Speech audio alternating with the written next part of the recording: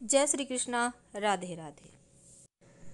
जीवन के इस भाग दौड़ में दो पल हम सुकून से बिताना चाहते हैं और उसके लिए अपने घर के मंदिर में पूजा स्थान पर जरूर बैठते हैं ताकि शांति मिले, मन को सुकून मिले, भटकाव से बचें। लेकिन पूजा घर में रखी हुई कुछ ऐसी चीज़ें जो मुश्किलें बढ़ा देती है। हमारे हिंदू समाज में हर व्यक्ति पूजा पाठ करता है। पूजा ना भी करे तो उसके घर में एक भगवान की तस्वीर जरूर होती है जिसको वो रोज कम से कम घर से बाहर निकलने के पहले सुबह शाम नमन जरूर करता है, प्रणाम जरूर करता है, ताकि भगवान उनके जीवन के कष्टों को दूर करे और घर में खुशियां भरे, मानसिक सुकून दे। आखिर हम भगवान के पास आते क्यों हैं? मानसिक शांति के लिए। चाहे घर हो या बाहर, आप जहां रोज एक ही समय पर नियत समय पर प्रार्थना करना शुरू कर देते हैं, वहीं पर निगेटिव एनर्जी भाग जाती है, पॉजिटिव एनर्जी आ जाती है। और आप अपने घर में पूजा पाठ तो करते ही होंगे। पूजा पाठ करने से आपका मनोबल ऊंचा रहता है। हर समय आपके साथ एक पॉजिटिव एनर्जी होती है। भगवान का हाथ होता है आपके सर पे। घर के एक हिस्से में भगवान के लिए स्थान जरूर बनाया जाता है, लेकिन कई बार आपके द्वारा की जा रही पूजा का फल आपको मिलता ही नहीं। तो आखिर आपकी पूजा करने में कमी है या कहीं कोई ऐसा वास्तु दोष है जो आपकी पूजा को स्वीकार होने ही नहीं दे रहा?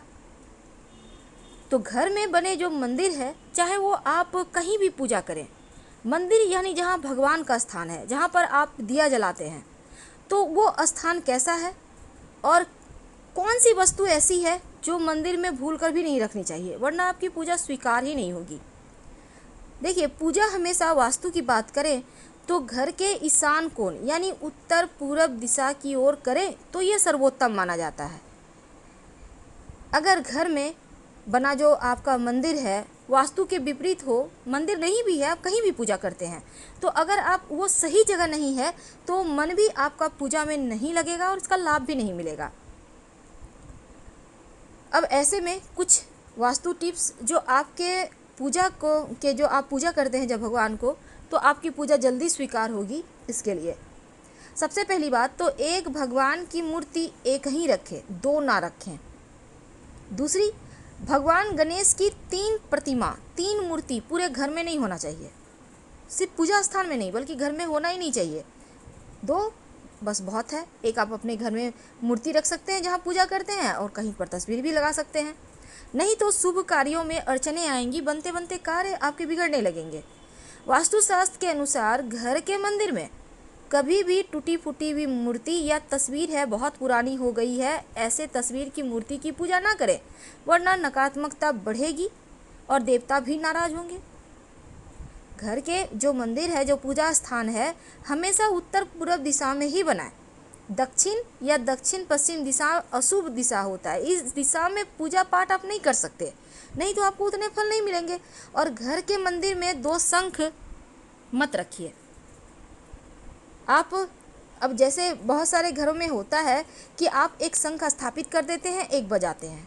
देखिए, जो स्थापित कर दिए वो तो ठीक है, पर बजाने वाला एक साथ ना रखें, उसे हटाकर कहीं अलग से रखें। तो घर के मंदिर में 2 शंख एक साथ नहीं रखना है। वास्तु के अनुसार मंदिर जहाँ पर आप भगवान की पूजा करते हैं आसपास शौचालय मत बनवाइए। और दूसरा, बहुत ज़्यादा बड़ी बड़ी मूर्तियाँ भी घर में नहीं रखनी चाहिए।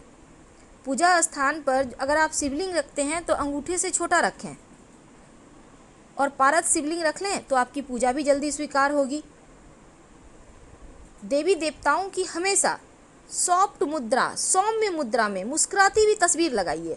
अब ये नहीं कि आपने तस्वीर लाई है, मूर्ति लाई है और भगवान का आंख ऊपर की ओर देख रहा है, नहीं, भगवान की आंखें आपको देखे, आपको आशीर्वाद दे, चेहरे पर मुस्कुराहट हो, ऐसी ही मूर्ति या तस्वीर आप ला के रखिएगा, ये आपके लिए बढ़िया होगा।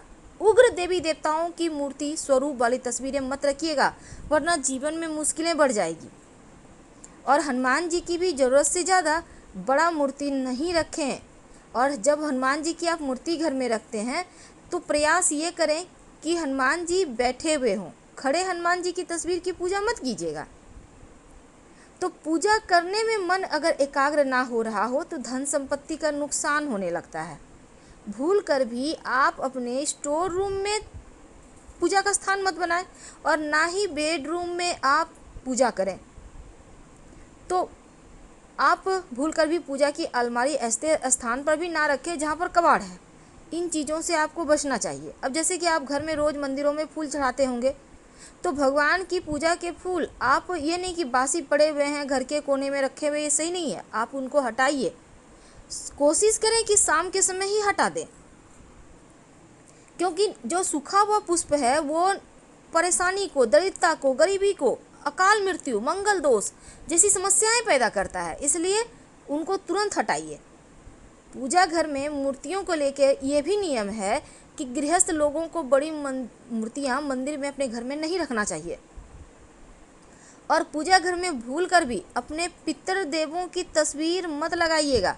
शास्त्रों में इसे भी अच्छा नहीं माना जाता, क्योंकि पूर्वजों की तस्वीरें मंदिर में लगाने से सही नहीं होता। आप अपने घर के दक्षिणी दीवार पर लगाइए ताकि पितर प्रसन्न हो, लेकिन मंदिर में मत रखिएगा। तो मंदिर में रसोई घर भी मत बनाइए, क्योंकि वास्तु के अनुसार भी ठीक नहीं है ये। और शंख को भगवान विष्णु का प्रतीक माना जाता है, इसीलिए हमेशा इसको बदलिए मत, बल्कि शंख को आप रोज़ बजाइए, सुबह 3 बार, शाम में 3 बार। अगर आप लड्डू गोपाल की पूजा करते हैं तो उनकी सेवा कीजिए, उनको रोज़ स्नान करवाइए, वस्त्र बदलिए, और कम से कम प्रतिदिन उनको 3 प्रहर में कम से कम भोग और प्रसाद जरूर उनको अर्पित कीजिए। अगर लड्डू को गोपाल को लेकर आप कहीं जा रहे हैं तो आप लेकर जाइए, उन्हें घर में बंद करके मत जाइएगा, क्योंकि उन्हें बिना भोजन कराए आप खा भी नहीं सकते। इसलिए जो व्यक्ति नियम करते हैं उनके घर में देके जाइए उन्हें। अब जैसे शिवलिंग रखिएगा तो शिवलिंग आप हमेशा ही अंगूठे से छोटा ही रखें।